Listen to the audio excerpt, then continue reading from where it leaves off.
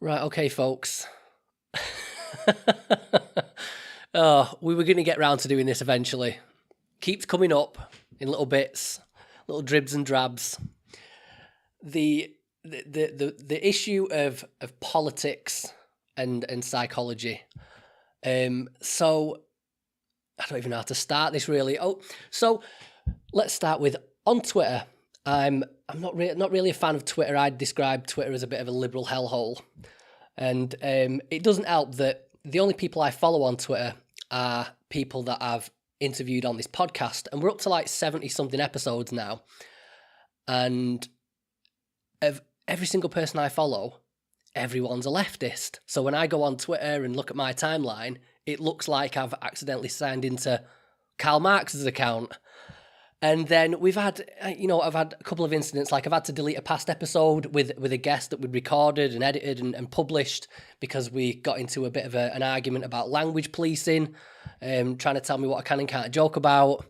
And so that episode got deleted. And then just recently, most recently, I was negotiating an episode with somebody and had to cancel that booking at the last minute because I said, we was talking during emails, I just basically said that I was agnostic on Donald Trump. And then that sort of escalated into what do you actually agree with, what do you not agree with? And then I didn't agree with the assertion that Donald Trump was a white supremacist and promoted genocide, which some people will hear that and think that's a perfectly reasonable accusation to make. I don't think it is. And so that interview collapsed as well. And so I'm finding, I've mentioned a couple of times on this podcast that I lean conservative. I get emails about that. People criticize that. People criticize some of the ideas I put forth in the conversations I have with people. And so I just feel like I'm this one lone conservative voice in an industry that's sort of dominated by liberals. So I thought, well, let's actually start looking into this and see whether it's actually a thing. Apparently it's a thing, and today's guest is going to help us sort of hash this out in a hopefully a more objective manner than I'd be able to. I get quite emotional and het up about this when people attack me for my political views. So let's see how this goes. So my guest today is Professor Yoel Inbar. Yoel is an assistant professor of psychology at the University of Toronto, whose research concerns the interplay between rational, deliberate analysis and intuitive emotional reactions, and how those two kinds of thinking influence people's beliefs, actions, and choices. He's the author of dozens of journal articles and book chapters, including the one which inspired today's episode, which is Political Diversity in Social and Personality Psychology, co-authored with Joris Lammers. He is associate editor of Collaborate Psychology, the official journal of the Society for the Improvement of Psychological Science, and sits on the editorial board for the Journal of Social, Psychological and Personality Science. Always a mouthful, these journals. He is also the co-host of the Two Psychologists, Four Bears podcast, discussing news and controversies in science, academia, and beyond. Yoel, thank you for joining me. Welcome to the podcast. Thanks very much for having me. Right, okay. So, as always, if we could start with a little bit about you and your history, your interest in this area of research, and I mean this area of research in particular, like the politics.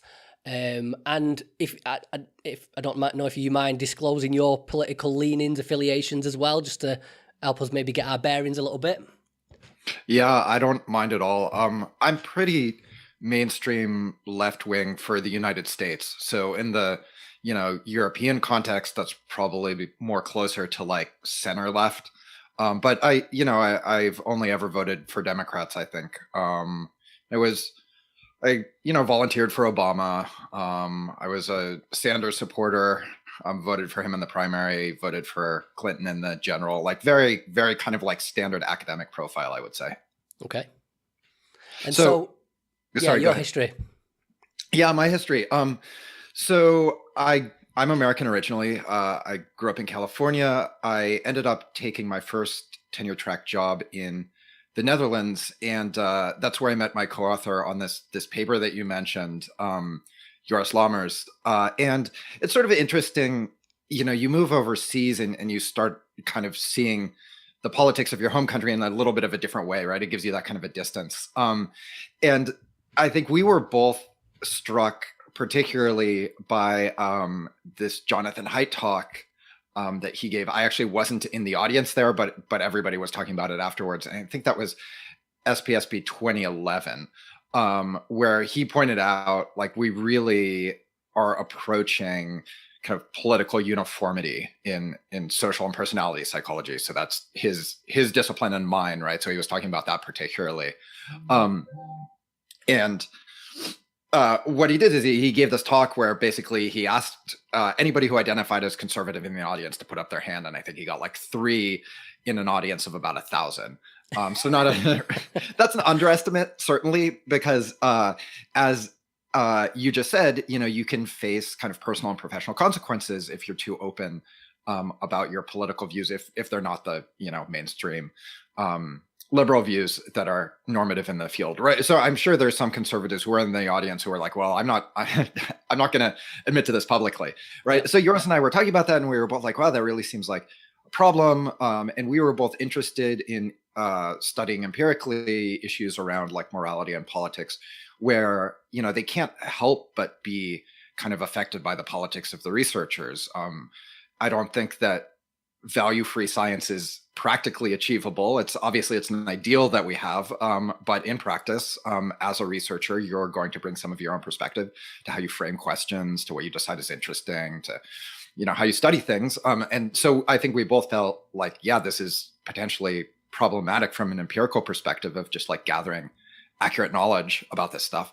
But then we were also curious, like, well, what are the real numbers like, and could we collect some data to look at that? So that's how this paper that you mentioned started, is just us chatting and being like, oh, it would actually be pretty easy to send out a survey to the membership of our largest professional society to just see, like, what are people's actual political views. Right. So if you could just give us sort of a brief summary of what that study, particularly those questions about learning about people's political affiliations, because we'll get to the stuff about like consequences of it and everything later. So just how you conducted the study, but then actually what the stats were for how many people are conservative versus liberal in the social sciences. Right. So what we did is we sent out emails to the SPSP membership. At that time, you could still email the entire membership directly via this like global mailing list. We asked them to participate in this study that we said sort of was generally about politics. We didn't give them too many details because we didn't want selection effects there. And we ran 2 studies, I want to say about 6 to 9 months apart. In the first study, we just asked people, how would you put yourself on, we just gave them a liberal to moderate to conservative rating scale on economic issues, foreign policy issues, and social issues. So what we found is that for all of those, liberals are the majority. For social issues, there are like an overwhelming majority. There's really only a very small slice of even moderates on social issues. On economic issues and foreign policy, there's more diversity. So you get like substantial minorities that say they're moderate or even conservative on those questions.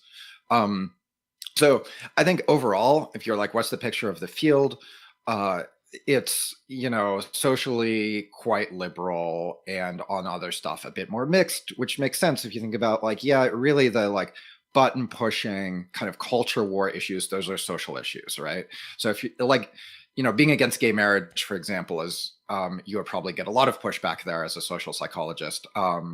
Wanting, lower top marginal tax rates or something that's not quite as morally charged. And indeed, there we see that there's more diversity of opinion.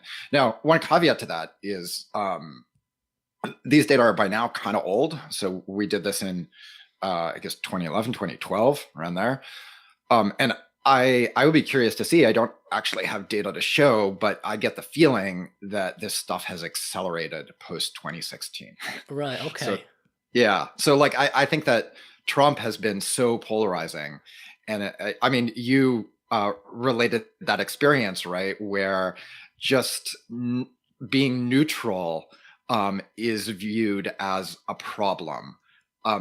So I think that there has been, I would guess, and there's actually a little bit of, are there data more recent? The Buss and von Hippel paper that just came out. So they show like an even greater kind of liberal skew, but they also use a bit of a different sample. Maybe we'll get into that paper, maybe not.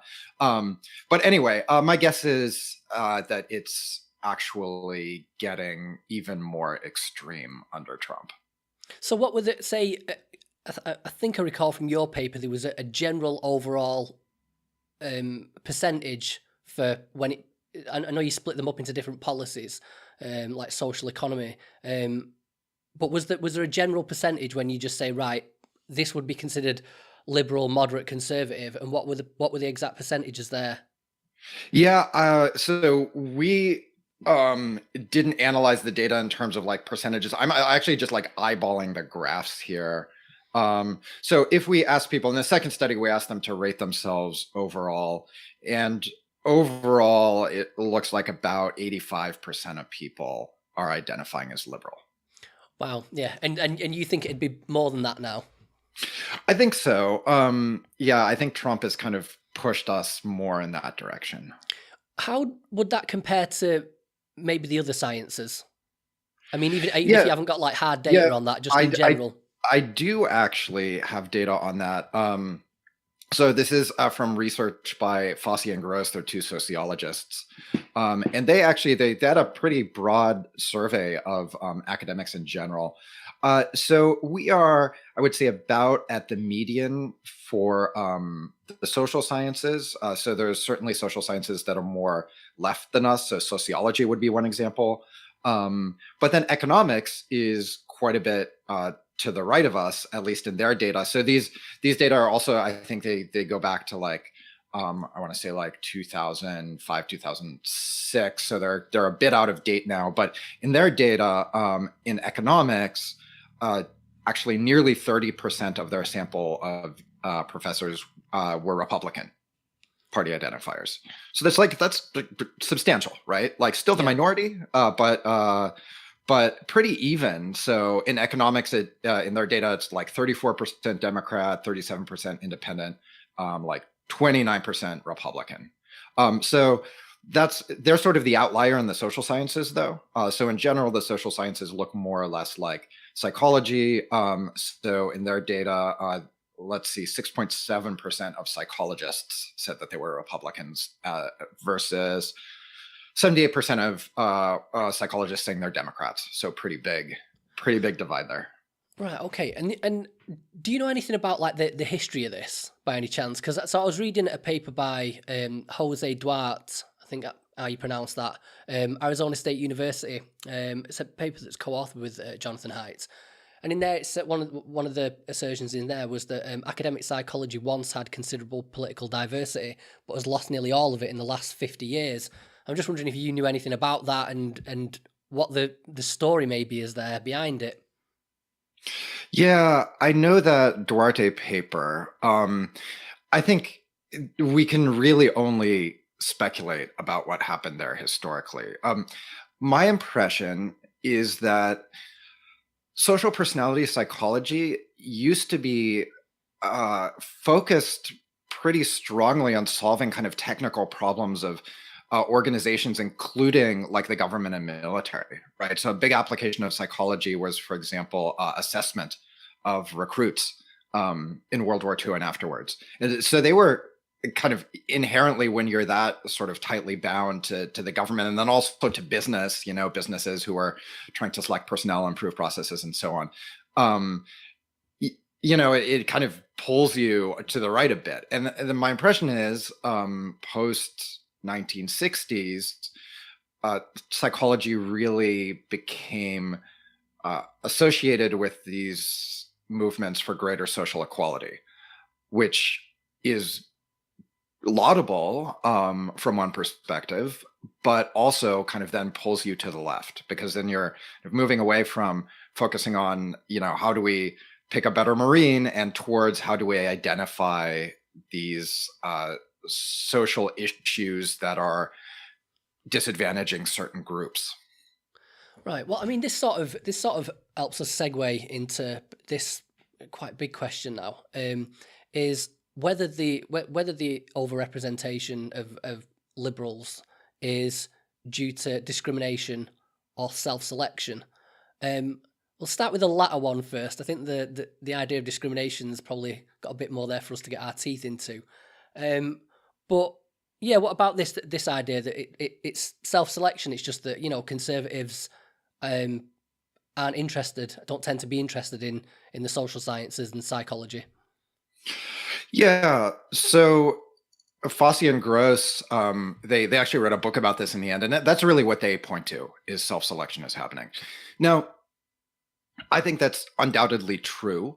I do think that self-selection it's a bit of a squishy term because, like, let's say that conservatives or just even non-liberals, even like people who are moderate or have sort of heterodox views, they just get the impression that people like them aren't welcome in the field and they decide to do something else.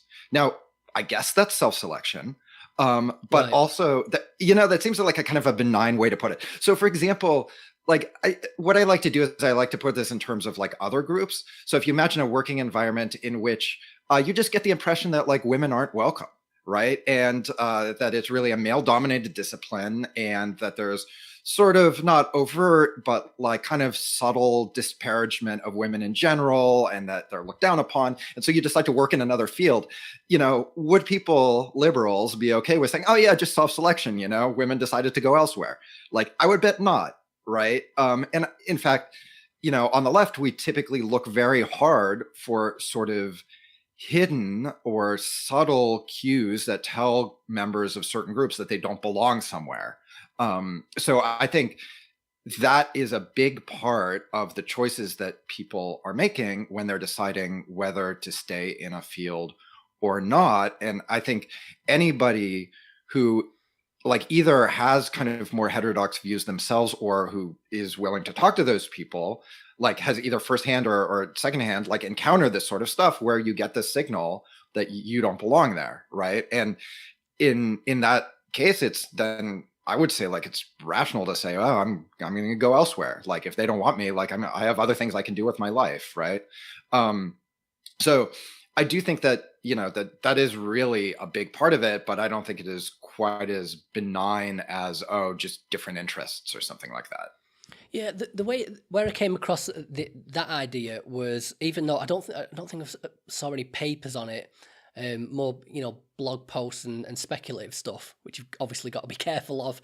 But I was seeing some people saying about this the big five personality traits, and that that when it comes to things like neuroticism, like liberals tend to be high in neuroticism, whereas conservatives tend to be low in neuroticism, and then just inherent in that may be a sort of personal interest towards something like psychology, more of an emotional, more of an emotional personality, and so inherent in that is a higher likelihood of having an interest in human emotion as a field of research. But do you think there's Right. anything in that? No. No. So is the short answer. The differences are just too small. So the effect sizes, I mean, they do.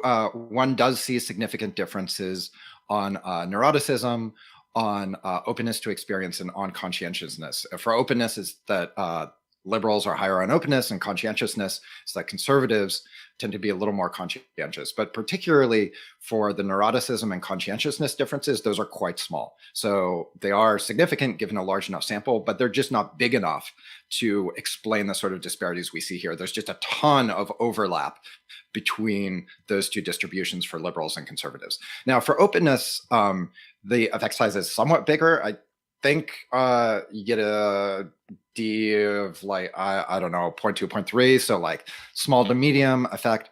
But openness has some issues. So a lot of those items measure, depending on which version of the big five you're looking at, but some of those openness skills are actually quite bad in terms of like measuring, do you like to go to see modern art? Do you like to go to the ballet? Right? Like, so there are operationalizing that in a very kind of like urbanite kind of way. Right. So what's like, yeah, like, let's say you don't live close to any art museums. Like, what's openness? Is openness being out in nature?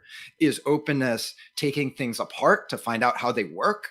To me, those are plausibly openness as well, but skills don't typically include those sorts of items, right? So I think this again reflects a bit of the background of the people who are like writing the items, like to like educated liberal urbanites. It's like, oh yeah, of course, art museums, right? To somebody who lives out in the country, it's not that. And I'm worried that the measures don't really that there's a skew there, and that difference between liberals and conservatives on openness might be more a result of biased item selection than anything else. Right. Okay. So this second one, this idea of discrimination, this was the part of your paper that was most fascinating for me. I think there's been two papers I've read this year in preparation for interviews where I've been shocked by the results. One was just a few weeks ago. I interviewed Thomas Witkowski about the replication issues and also fabrication of data, and some of the research on that of academics openly admitting to fabricating data, and then. So that was one. And then I read your paper of people openly admitting that they would discriminate against their colleagues if they knew they were conservatives. So if you could just tell us about this part of the research, it was fascinating. It's kind of funny, but I don't know. The implications of it are pretty messed up, and we'll get into that. But just please expand on that part of the research and the results of it, because it's fascinating. Yeah, so we asked people in our second study, so these are SPSP members, whether they would discriminate against a conservative colleague or work that they felt took a conservative perspective. So we asked them 4 different questions there. Would you be more inclined to reject a paper and a grant? Those were 2 separate questions. If you felt that it took a politically conservative perspective, would you be less likely to invite somebody to participate in a symposium if they were known to be conservative? Would you be less likely to hire them for a job if they were known to be conservative? And we asked both people what they themselves would do and what they thought that their colleagues would do. And that second one, that's typically sort of a way of getting around people's unwillingness to report socially undesirable things. It's like, no, I love group X, but my neighbors really don't like them, right? So it's seen as kind of an indirect, attitude measure, because we were worried, like reflecting your kind of surprise at the results, that nobody would admit to this stuff. And it turns out that, there's a substantial minority of people who say like, yeah, I would discriminate. So if we look at who goes above the scale midpoint of 4, this is a 7-point scale, response scale for these questions, for the hiring decision, it's like 37.5% say they'd be somewhat or more less likely to hire somebody that they knew was conservative. Yeah, keep going. So that's kind of a big deal, and that to me is like kind of the most consequential kind of question. For paper and grant reviews, it's around 20% for the symposium invite, which is actually kind of the lowest stakes thing. It's also the lowest percentage of people who say that they would be likely to discriminate. So there we have only 14% who are at 4 or above on that scale. So I guess generally I would sum up this pattern as there is a substantial minority of people who are willing to discriminate against colleagues that they know are conservative or work that takes a conservative perspective, and that the tendency is strongest for the most important decisions, such as hiring. Yeah. So would you think it's fair to say that I mentioned this in the interview with Professor Witkowski about when they got their results for people admitting to the fabrication of data. I think that was as high as 7%. I said that surely that's an underestimate, because there's surely going to be people that read that paper, that read the questionnaire and go, yeah, I'm not answering that honestly. Yep. So that percentage you've got there, that's just the people that openly admitted that they would discriminate. That's right.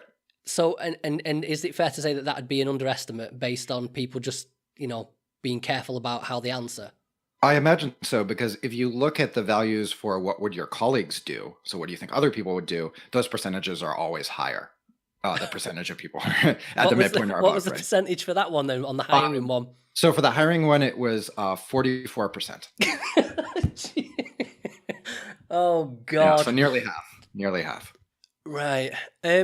Okay. So one argument I stumbled across, and I regret not remembering the guy's name in his blog now. I might actually link it in the show notes.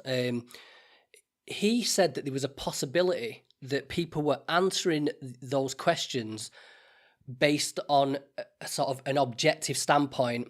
So they weren't answering it as if to say, what would I do, thinking about it now, but as psychologists, knowing the way the mind works, knowing about things like cognitive biases, and especially how those are influenced by political leanings, that maybe people were answering your questionnaire in an objective sense, saying, well, what might I realistically do, even if I don't know I'm doing it?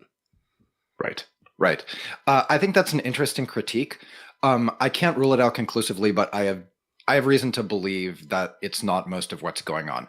And the reason is that we gave people an open-ended kind of response option so they could tell us anything else that they wanted to.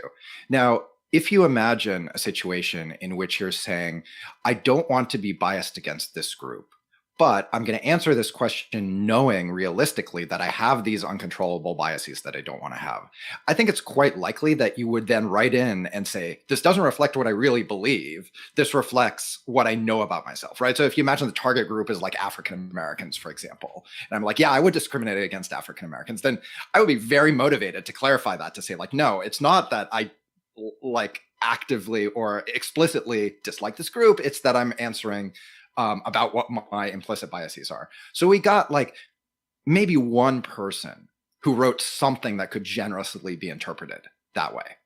So it just doesn't seem to be something that people are saying when we ask them to say, is there anything else you want to tell us about your answers? What we do get is a lot of stuff about how conservatives are bad and dangerous, right? So people explicitly endorsing this discrimination, saying like, yeah, I would never hire somebody who, for example, wasn't pro-choice. That is an answer that I'm paraphrasing a little bit, but basically that's what somebody told us. Like, I would never hire somebody who didn't support a woman's right to choose. I would never want that sort of a person as a colleague. So what we get is very little to no description of this implicit or unintended bias account, and a lot of explicit support for the idea of discrimination in the open-ended comments.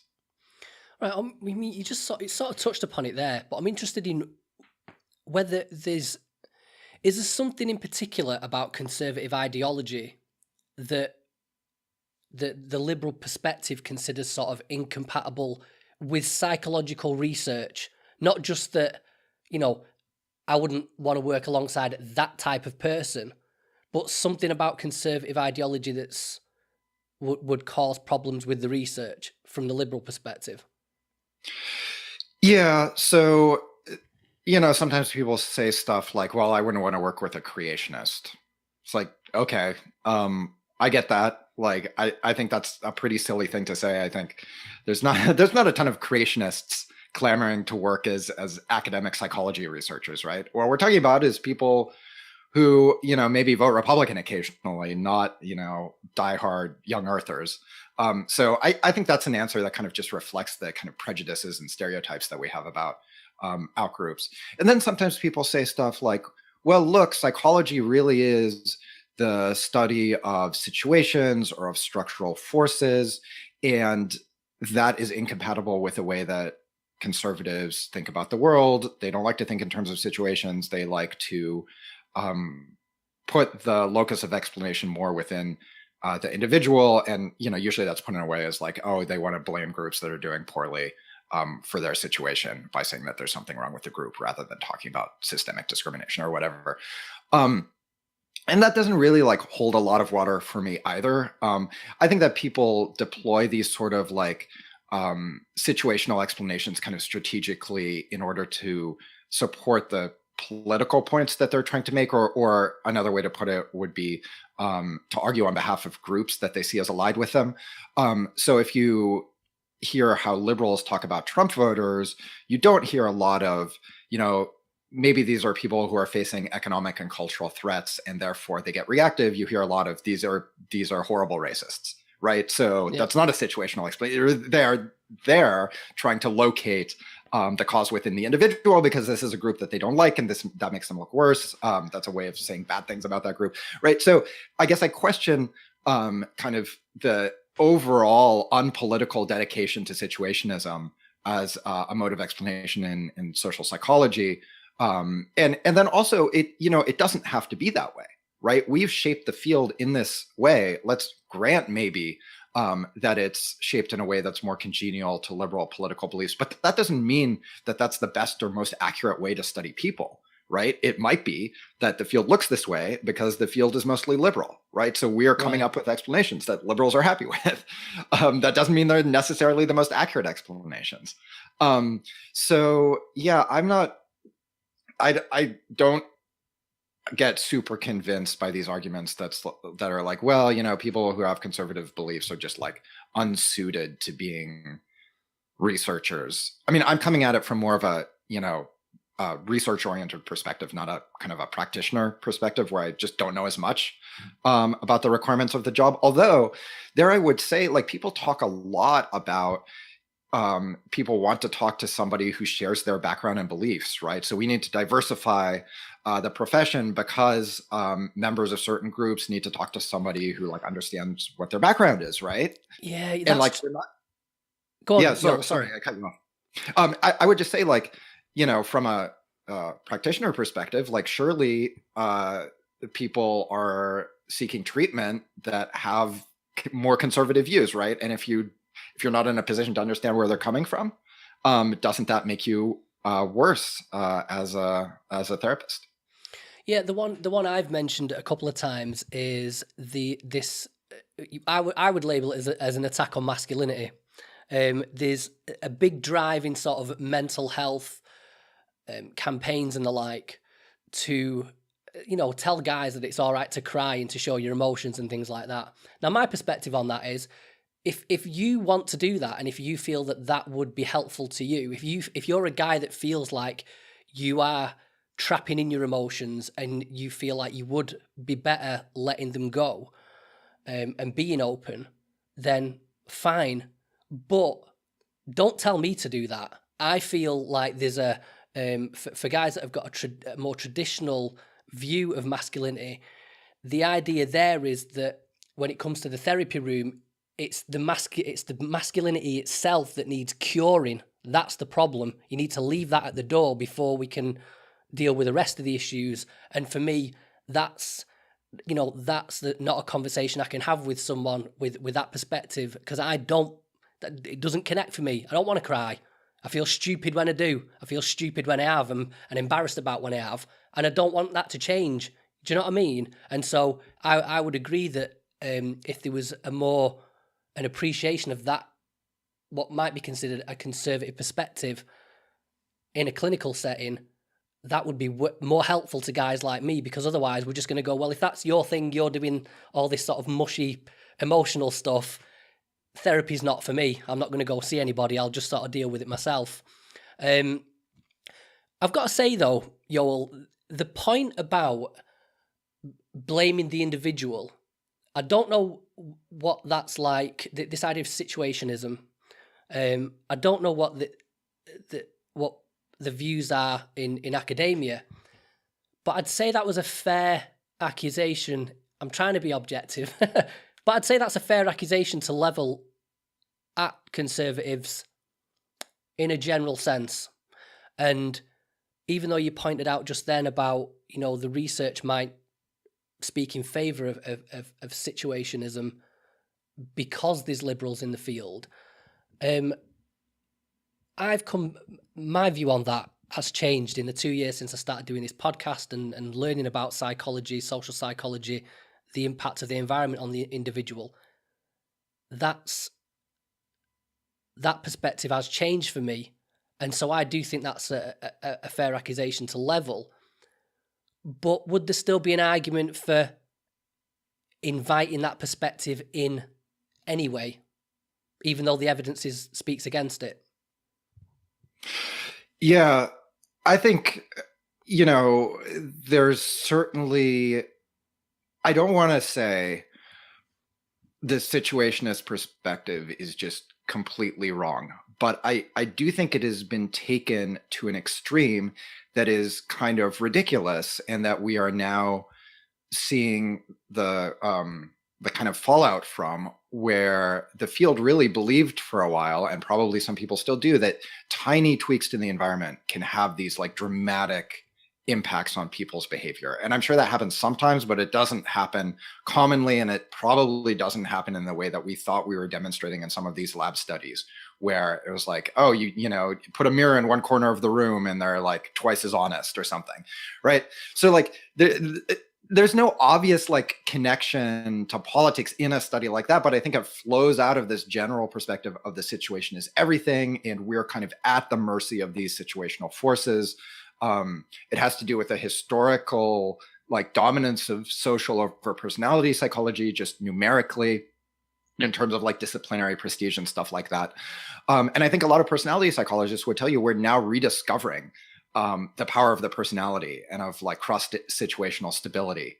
And we're discovering that, yeah, like a lot of these situational effects are pretty weak and ephemeral and transient. So I think that we absolutely overshot in that direction, and that it would have been useful to have some people advocating for the other side. Right. And yeah, you just concentrate too many people who all believe the same thing, and you're going to end up at kind of a ridiculous place, right? So certainly it has to be the case that the truth is in the middle somewhere. Situational forces are undoubtedly important, but we also don't, swing dramatically from situation to situation such that, you can't coherently talk about somebody's personality. That's just like that's not in accord with the science, and it's not in accord with like how we think about people. Right? How we know people are. We know that there's consistency from situation to situation. So I think that like having a more healthy political mix might have helped us avoid that kind of those ridiculous extremes of situationism, which I think have been harmful to the field. Okay, so I mean that's sort of one example, the situationism versus individualism, and maybe the sort of biasing results. I'm just wondering if there's any the lack of political diversity, does it affect the research or the science in general in any other ways apart from that, maybe? Oh yeah, absolutely. So there's a number of ways. So kind of the most overt might be you get a result that you don't like and you just don't publish it. So I'm not going to out anybody who's told me these stories in confidence, but that totally happens, right? So you get a result that looks like bad for a minority group or whatever, and you're like, better not to have this fight. I'm going to just like sit on this and work on something else. And because you usually have more projects than time, right? It's easy to put it aside and be like, oh, I don't feel like working on that thing. Sorry, Yoel, let's just pause on that one for a second. What is your opinion on that from maybe like from either a professional or an ethical perspective?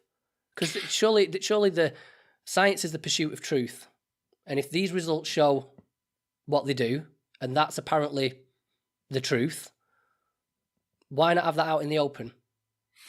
Well, because there's an opportunity cost to pursuing any specific project, right? So what I'm imagining here is not, I'm going to publish this set of data and I'm going to hide certain findings in that data set. It might be, well, we've collected some preliminary data. It suggests this.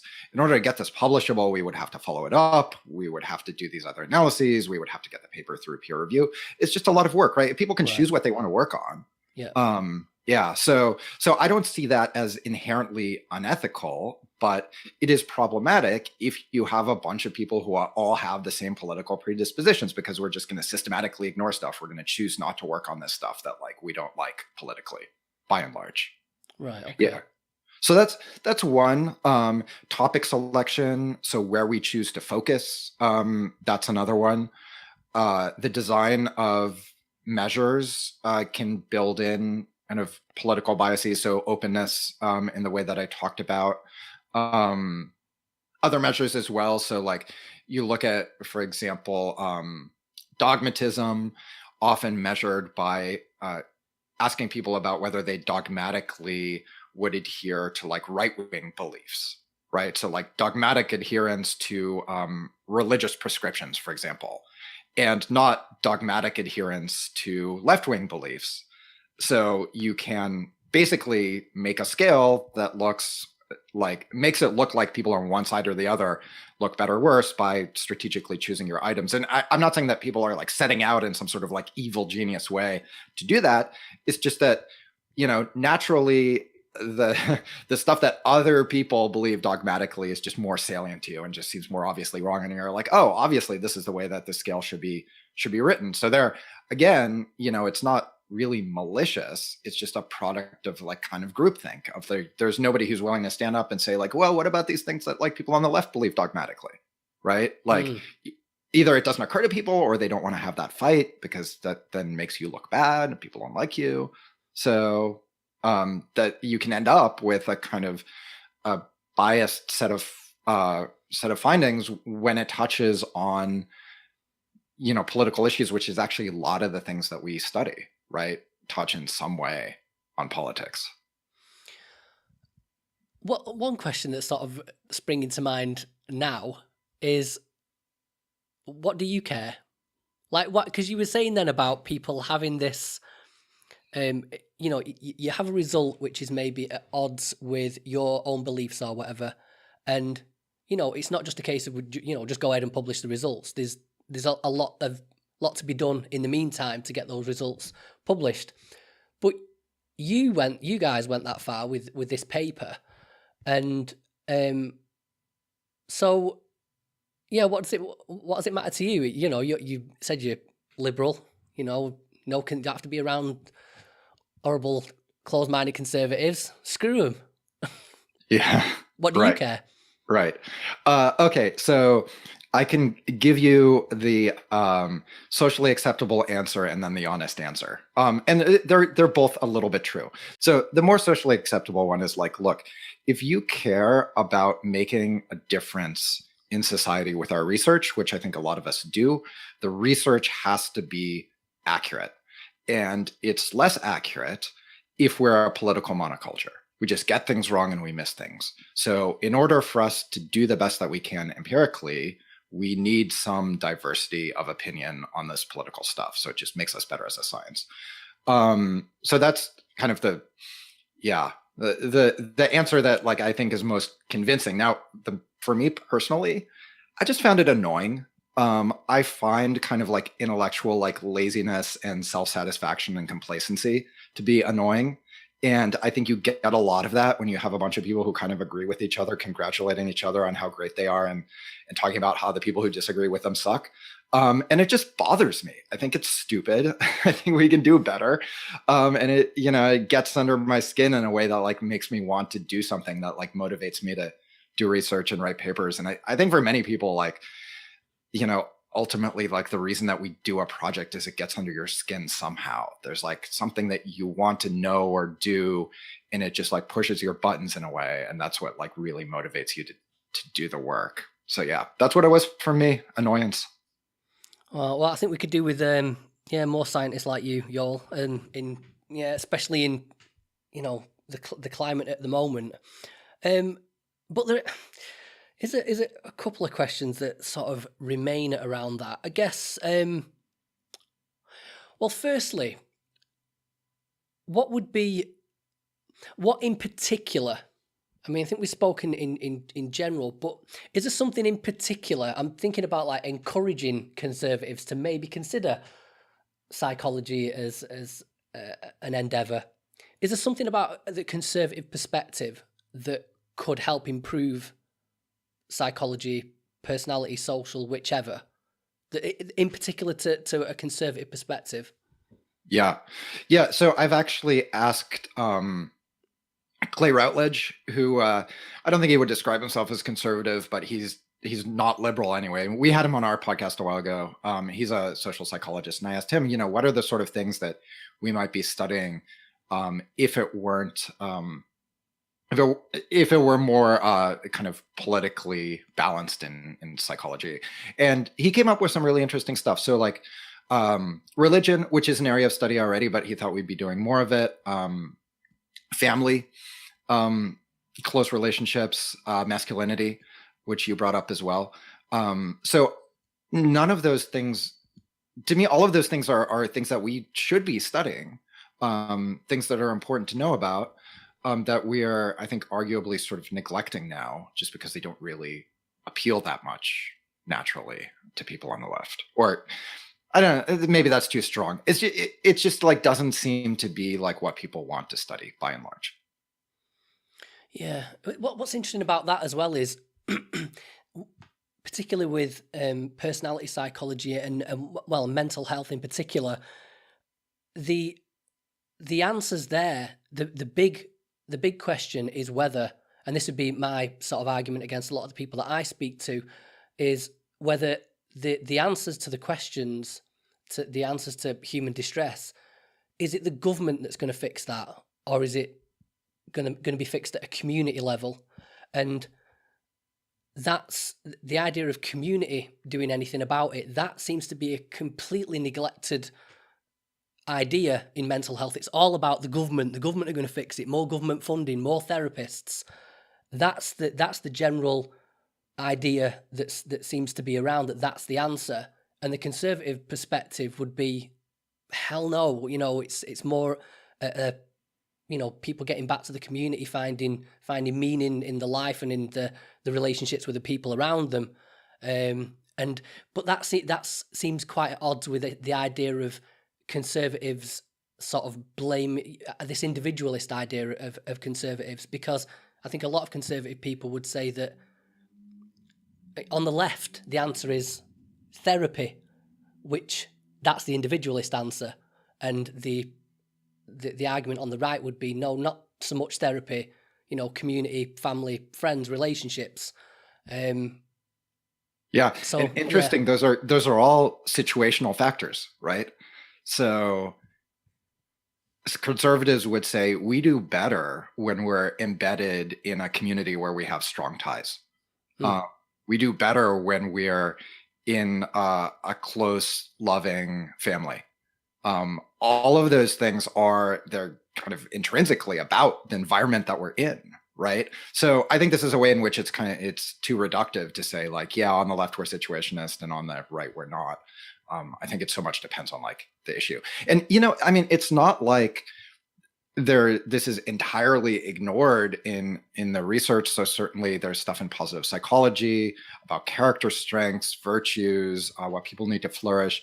It's just like, it's not in the mainstream. And I think, as you said, the dominant answer tends to be, something about top-down intervention more so than, bottom-up organizing from the local community level, which, to me, that's something that I didn't really understand about the conservative point of view until I started talking to and reading more conservative people. And that's something that, to me is like personally very appealing. The idea that like we can come together as a community and solve our own problems. Yeah. And right, like the answer isn't always the government needs to spend more money or implement more kind of like top-down policies in order to get stuff to happen. Like you can empower groups of people to work on their own behalf. That seems like, who wouldn't want that, right? Like, but also that's sort of strangely in line with a lot of leftist thought as well. This idea of people banding together to achieve something and to help each other out. So yeah, there's definitely a lot of crossover. But I think this is a legitimate question: is when you talk about inviting more right-wing views into academia, it's like, okay, how right-wing? Like, at what point do we go, well, hang on a minute, like, we don't want those sorts of people in academia. Like Adolf Hitler hasn't got anything to contribute to the science. Right. I think that's absolutely true, right? And really nobody is talking about like, oh, we need more Nazis. So I think it's like, yeah, okay, fine. We can all agree, no Nazis. Great. So that's easy, right? We've settled that question. I think it's if you talk to people who are like a little bit outside the mainstream politically, like Clay, for example, I mean, he voted for Clinton, but he has some views that are not 100% in line with the kind of left-wing consensus, and he gets a lot of pushback for that stuff. So it's more a question of like, how upset should you be about Trump? And if the answer is not maximally upset, you're a bad person, right? So Yeah. we're really talking about like these kind of like fine gradations between like left and like center right. And like it seems like even people who are like kind of more center right are getting a lot of a lot of pushback on their views and a lot of like signals that they're not welcome and you don't belong here and so on. So that's kind of like the space that I'm thinking about expanding, right? Can we have like, or even like a little more heterodoxy where it's like, yeah, okay, like I'm very pro wealth redistribution, but there are some elements of like social justice thinking that I think go too far, right? Like it's a part of the problem of this polarization is that we want to put people in these like neat packages politically where we assume that, right, there's all this political coherence in their views, and real people just don't operate that way, right? They have like some things that are more left, some things that are more right, some things that are more center. Like this coherence is something that you really only see in like elites who are paying a lot of attention to politics. And I think it would be nice if we had a space where we're like, well, you don't have to be maximally politically engaged either. Like an acceptable answer is like, yeah, I don't really know, I don't follow that stuff. Right? Like that almost seems like unacceptable these days, where it's like, if you're not up on the latest crazy thing Trump did, it's like, well, you're abdicating your responsibility, right? To be upset about this stuff. Yeah. So I think a less politicized field in general would, I think it would be good for us. Right. Okay. So, and we can sort of finish it up with this. I haven't got much hope that anyone's going to be encouraged by this, but the idea of sort of making the field a bit more welcoming to conservatives, maybe to conservatives that are already in the field, or to people that are, college students that are maybe considering it as a career move. And so you wrote a paper called Increasing Ideological Tolerance in Social Psychology. And there was 4 points in there that you advocated for. And so I just wondered if you wouldn't mind giving us a brief summary of each one of those, beginning with avoid signalling that non-liberals are not welcome in social psychology, and how that manifests, and how do we deal with that? That I think is like real low-hanging fruit, and something that unfortunately like I see some backsliding on under Trump. So it's stuff like, if there's a place in your talk where you're thinking about, should I put in a slide about how Trump is terrible? Maybe don't put that slide in, right? If you're thinking about, should I in a professional setting drop a remark that like shows, my politics? Maybe not, right? Maybe leave that stuff at home. I think that's easy to do. And to me, it's just about professionalism. I feel like it's kind of unprofessional to put in these like gratuitous political value signaling things into professional communications. I see that all the time. Like, as our conference recently, it's like, you can't go to a talk without people like putting in some Trump dig that, like, don't get me wrong, I don't like the guy, but it's just like, it's unnecessary. It just feels superfluous. And now I got to admit, I've forgotten what the other 3 were, so maybe you can remind me. Well, that's what I'm here for. Thank you. I've got to say as well, you see, I don't work in the field. I only, I see conferences on YouTube, and I've been invited to like the occasional one. And I think, to the ones I've been invited to, a Trump joke, even here in the UK, has managed to make its way out. A joke at the expense of conservatives has come out every single time. And again, on the conferences and speeches I watch on YouTube, Trump makes his way into pretty much every single one. Yeah. Always gets a big laugh though, which Yeah. sort of goes to the Yeah. point. Right. Exactly. Okay, so be especially careful around students. Yeah. So we got quite a few responses to our survey on the open-ended question that were from a student perspective, where they really pick up the advisors or other faculty's signals about what political views are acceptable. And I think that's something that as faculty, we tend to underweight or forget how much of an effect we can have on students. And I think that comes up in a lot of domains, right? So when we're talking about what kind of norms are faculty setting about drinking, about personal behavior, all of this stuff, like people talk about a lot, you are setting norms for students and you don't realize how influential and powerful you are. And I think it goes the same for politics. So when we are signaling to students, here are the acceptable political views, that has a lot of impact on them. And we should, as much as possible, be mindful of that, right? So sometimes you're going to talk about your opinion on politics with your students. That just comes up. We have personal relationships with our students, of course. But I think being especially mindful of your outside influence there is important. Okay, third one might be a tricky one. Take conservative beliefs seriously. Oh yeah, for me, that's the easiest one. This gets back to my irritation, right? So people I find on the left they're in their little bubble and they're lazily dismissive of anybody who disagrees with them politically. And I think it's super worthwhile to seek out and read conservative writers. Even if you 100% disagree with what they're saying, I think it's really instructive to think about how are they looking at these issues? And I don't see how you can pretend to have an informed opinion about this stuff if you aren't taking that step, because otherwise you're not exposing yourself to the best possible arguments for the other side. And I think you need to do that in order to trust your own opinions. I see a lot of unjustified complacency about we're obviously right from people who haven't really seriously thought about their politics, who just kind of picked it up from the environment or from what other people around them think. And I think you do need to push yourself. If you're going to profess a belief in a certain political view, then you need to actually have exposed that belief to disconfirmation. Yeah, I've got to say, I think one of the fair criticisms and sort of hypocrisies of the left, especially the far left, is this love of diversity.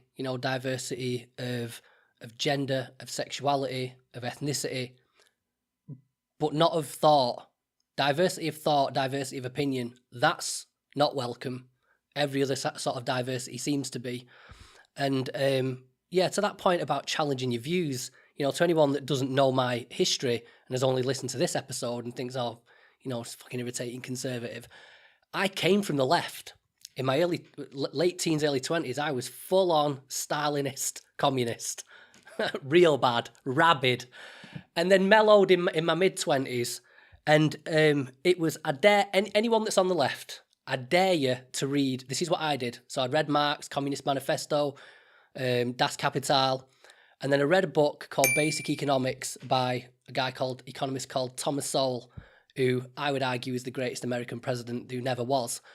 And if you can make it through Thomas Sowell's Basic Economics and not have been brought back to the centre a little bit, then I commend you. But it completely demolished pretty much all my political leanings, affiliations, and then a long grieving process of maybe a couple of years there, because I've got the tattoos and everything, y'all. I'm covered in Marx and Lenin and everything. And yeah, it's probably one of the greatest thing I ever did is, actually pick up the books of people that think differently than me and read them and take those ideas seriously. And, it can change you. And I'd argue for the better. Obviously, some people will be listening thinking, fucking idiot, you shouldn't have done that. You know what I mean? You haven't changed for the better. You've become a prick now. But whatever. And finally, practice tolerance.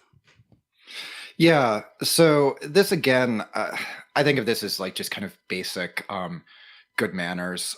And something where like sometimes academics are such little babies about stuff that like normal people have to all the fucking time, right? So like if you in most workplaces, you're going to have colleagues who disagree with you politically, and you manage to, work together to find common ground to make it through. Maybe if it's, really contentious, you just say, we're not going to talk about politics, right? This is just something that adults should be able to do.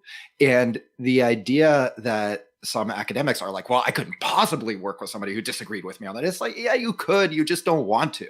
And you're just pitching a fit about it right now. So yeah, gets a little bit to the like kind of aggrieved entitlement that I see sometimes, not just around politics, around lots of stuff from academics when they're asked to do like perfectly reasonable things. Okay, well that's great. I've got to say, Yoel, I am looking forward to my seeing my inbox after this episode. Oh, it should be fun. Yeah, well the digs come in on a regular basis anyway, but this one I imagine will be particularly vicious. I'm looking forward to it. We'll see. Maybe you've maybe changed a few people's minds. Okay, Well, so you'll have to forward me some of the best ones. oh, I can definitely do that. I might even publish them on the website as well, let everyone see. Okay, so we're going to jump into the quickfire questions in a minute, which, as you all know, only available to people who support the podcast on Patreon. But before I do that, Yoel, if you would like to take a moment to, direct the listeners towards any projects, websites, social media, anything like that, please take a moment to plug away. Yeah, sure. So, as you were nice enough to mention already, I have a podcast with a colleague of mine here at U of T, Mickey Inslicht. It's called Two Psychologists, Four Beers. So if you're interested in what you heard today, go ahead and check it out. You can find us on Twitter at 4beerspod, and our website is 4beers.fireside.fm. We post an episode every 2 weeks, and the gimmick is, I guess, that we drink while we podcast. So the end tends to it tends to degenerate a little bit, especially on Mickey's side, because he's normally like doing shots and stuff. I encourage you to check it out. We always we love new listeners. So yeah, come on over. And you're on social media, on Twitter, aren't you? I am. Yeah, off and on. I try to put it down sometimes, but you can find me on Twitter at Yoel, so YORL. And website as well. Keep plugging. Don't be shy. Oh, right. Yeah. Well, that's it. You just like Google my name, Yoel Inbar. My website will come up. It's yoelinbar.net. And I think all of my journal articles are there, available for free in contravention of the publisher's copyrights, but let them sue me, I guess. So yeah, if you'd like to read this paper or the other the paper with Joris, please just head on over there. Right. Okay. Well, as always, I will include links to those in the show notes, and I will help with that copyright claim against you by linking to the article that inspired this episode as well. Okay, let's jump into this now. So as you know, you get the first question free. After that, you have to fork out, I'm afraid. I have got bills to pay. Okay. So it's patreon.com/my own worst enemy, $2 a month, and loads of extra stuff that I'm sticking up there all the time. That sounded interesting. Okay, Yoel, what is the last book you read, and then the best book you've ever read? Okay, so the last book is actually this book here, Identity Crisis. Do you have the video? Can you see me? I don't have the video. You've disappeared again, but don't worry about it, because the video I don't put the video portion on Patreon for people anyway. Cool. But I'll flash a link in the description anyway. Awesome. So this book is called Identity Crisis. It's about the 2016 U.S. presidential election. It's by three political scientists, Sides, Tesler, and Vavreck. It is great. If you care at all about politics, read this book. It's written by academics, but it's very clearly and straightforwardly written. So it's definitely accessible to lay people, and they have a lot of great data about the 2016 election. My favorite book of all time, this is so pretentious, but Pale Fire by Nabokov. I don't know if you know it, but it's a little difficult because it's written in the form of a poem and then like commentary on the poem, and the story is really in the commentary. So you have to keep flipping back and forth between the poem and the commentary in order to like decipher what's going on. And also he uses a lot of like crazy GRE words, but it is to me well worth it. I love Nabokov in general, but that's my favorite thing of his. So yeah, if you're feeling up for it, definitely worth checking out. Yeah, well, just to get my bearings on that, so the only Nabokov I've read is Lolita, Yes. which is a beautifully written book, if slightly uncomfortable premise. Are we talking better than Lolita? So I like it better than Lolita. This is like so much a matter of personal taste, right? Like I think you can make the argument that Lolita is objectively the better book. But what I like about Pale Fire is it has this amazingly, like to me, ambitious structure of like the story is told only through these like comments or notes that the author is writing on what's purported to be like a different work written by somebody else. So it's this very like Wow. I think like really cool, clever setup, and then you kind of have to piece the story out of the notes on the poem, right? And eventually it ends up coming together. But for a lot of it, the first time you read it, you're like, what is even going on? So it's very like it like has this kind of like puzzle aspect to it that I really enjoy. Okay, you've sold me on it. I might have to check that out. I will say I'll stick that on the reading list, but like everybody, my reading list is about 200 bleeding books long, so we'll see. Amazing. Yeah, no, if you hate it, I'm sorry. Oh well, I've got a 10% rule anyway, Yoel. If a book doesn't get me by 10% of its page count, it goes in the bin. I don't bother with it. Okay, right. What's the best piece of life advice anyone's ever given you?